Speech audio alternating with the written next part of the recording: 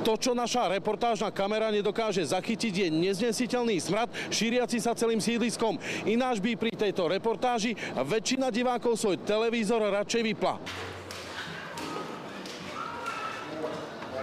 To, po čom pracovníci čistiacej firmy chodia, nie je blato, ale ľudské výkaly. Tie vytekajú do pivníc a ulic Luníka 9. Stalo sa totiž to, že po niektorí domáci kutilovia prerezali potrubie kanalizácie, len aby uvoľnili upchaté záchody. Hádžu do záchodových míst oblečenie, príbory. Nezaslúžime si medzi hovnami žiť. Aby vedenie mesta predišlo nákaze, začalo okamžite konať, no pomocnú ruku nikto z obyvateľov domu nepriložil. Pozrite sa, že ľudia, ktorí to všetko zapričinili, sa na našich pracovníkov iba s úsmevom pozerajú. Muži v bielom chodili vo výkaloch, ktoré im siahali až po kolená. Nepomáhali im ani špeciálne dýchacie prístroje. Nedá sa to vydržať.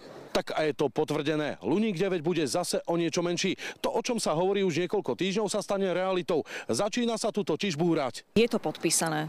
Podľa statického posudku sú narušené konštrukčné prvky bytového domu. Sú za tým vytrhané zábradlia, vybúrané steny a ukradnuté potrubia. O strechu nad hlavou tak príde 250 ľudí. Ten stav je skutočne kritický a život ohrozujúci, čiže radi by sme k tejto asanácii pristúpili čo najskôr, pravdepodobne v priebehu leta. Nemôžeme si dovoliť hazardovať so životmi týchto ľudí, najmenej detí. Mesto má povinnosť poskytnúť náhradné ubytovanie tým, ktorí majú platné nájomné zmluvy, v tomto prípade sú to 2 rodiny. Aj my chceme žiť ako ľudia. Nedajú nám náhradné ubytovanie. Treba zabezpečiť byty. K zemi pôjdu až 2 panelákové vchody s 30 bytmi. Z Košíc Jozef Kačmári, televízia Joj.